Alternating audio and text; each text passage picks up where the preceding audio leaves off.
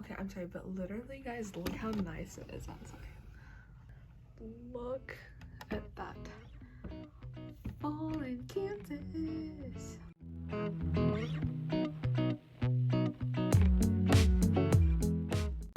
Hello guys, and welcome to the third official week of Weekly Dose of Sunshine. How did last week go? Did you ask someone for help? Even if it was really small, like I said before, anything counts.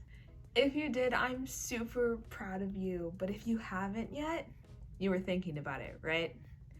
And for that alone, I'm proud of you too. I know I got a little long-winded last week, so I apologize, and I apologize in advance if I do this same thing today. But that's only because asking for help has changed my life, and 100% for the better. Once I did, it opened so many doors that allowed me to get better, mentally, physically, and emotionally. But I would say the best piece of help I've gotten this year has really been self-help. More specifically, the idea of slowing down. And that's what we're going to talk about today. No matter your age, race, gender, etc., we live in a world that is driven by the need to go, go, go. You have to work, and not just to pay the bills, but so you can go on those vacations you want to take, or go out with your friends on the weekends, or maybe even see your parents for brunch. You may be in school, which comes with loads of homework on top of the hours you already spend in class, and also all of your clubs, organizations, extracurriculars. You might have kiddos that require your attention, whether they are your own or even just your siblings. Grocery store visits need to be made, the laundry needs to be done, and your house has to be cleaned at some point, right? Oh, and don't forget to stay in shape, or that sport you like, or even just a side hobby that you definitely would like to participate in at least some point throughout the week. The to-do lists become endless, and you may find yourself feeling like there simply aren't enough hours in the day. Sounds familiar? I know it does to me. As you have already somewhat heard in my past videos, I am an overachiever that barely has time to breathe within her day. Or rather, I was. Being diagnosed with everything this summer and having to transfer home this semester brought a halt to my overly busy lifestyle. I was so angry at myself and at the world. How could I allow things to get so bad? How could I allow myself to get so sick and be so broken to the point where I had to come home and forfeit everything I worked so hard to achieve? But I guess that's kind of the point, isn't it? I didn't see it at first, but coming home allowed me to slow down for the first time in several years.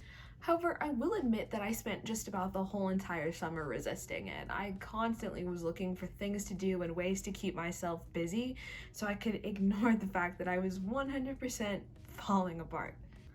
I think this is something a lot of us do. If we stay busy, we stay distracted. And if we stay distracted, we can convince ourselves that everything is fine.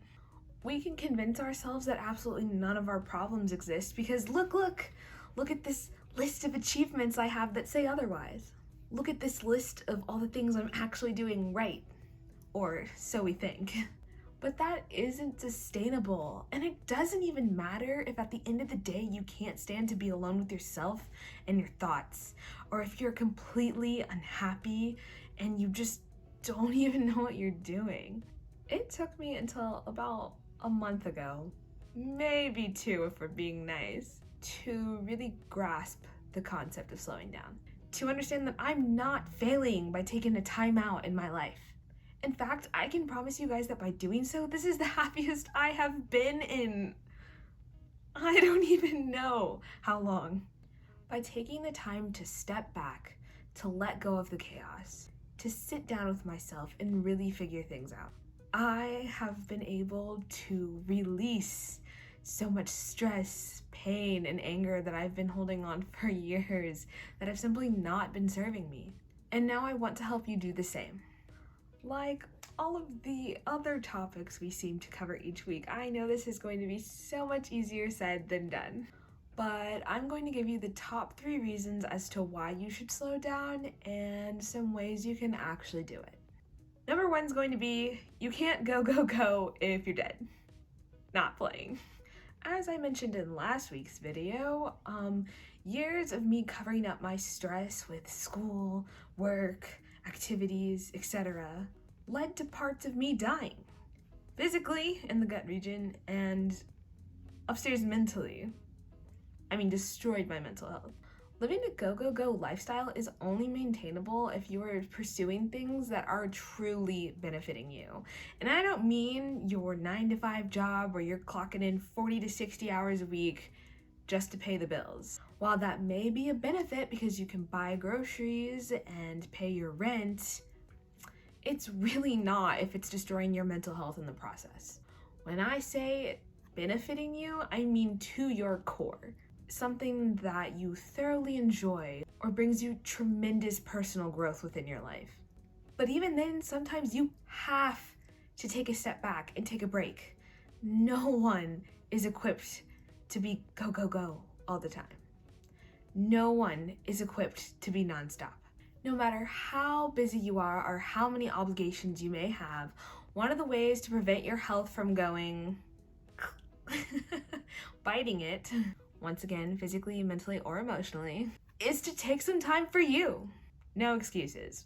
If you personally feel like you don't have time to even breathe within the day, I'm asking you to start small by taking out only 30 minutes. Don't say you don't have the time because you do. I'm asking you to take 30 small minutes out of your day to simply pause.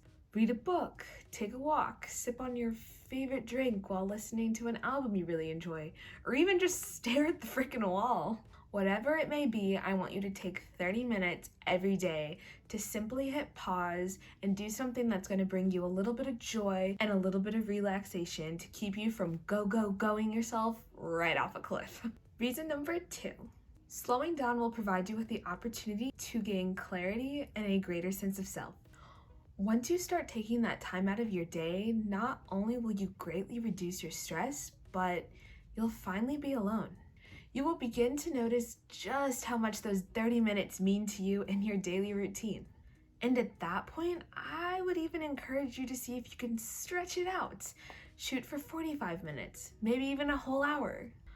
By taking this time to slow down in your day and filling it with something that you genuinely enjoy, you will become more insightful to who you are as a person. For example, when college started back up this semester, I was really uncomfortable with the fact that I was not in any clubs or my sorority or constantly running off to meetings at all hours of the day. It was the first time in the last 6 years of school that I had nothing more to do than attend class and do homework. And at first I hated this. I felt like I was wasting so much time and potential, like I had no real sense of purpose or direction either. It made slowing down feel like a nightmare. But with each passing day, I came to realize that it was actually a gift. For the first time in forever, I had hours to spend by myself, for myself.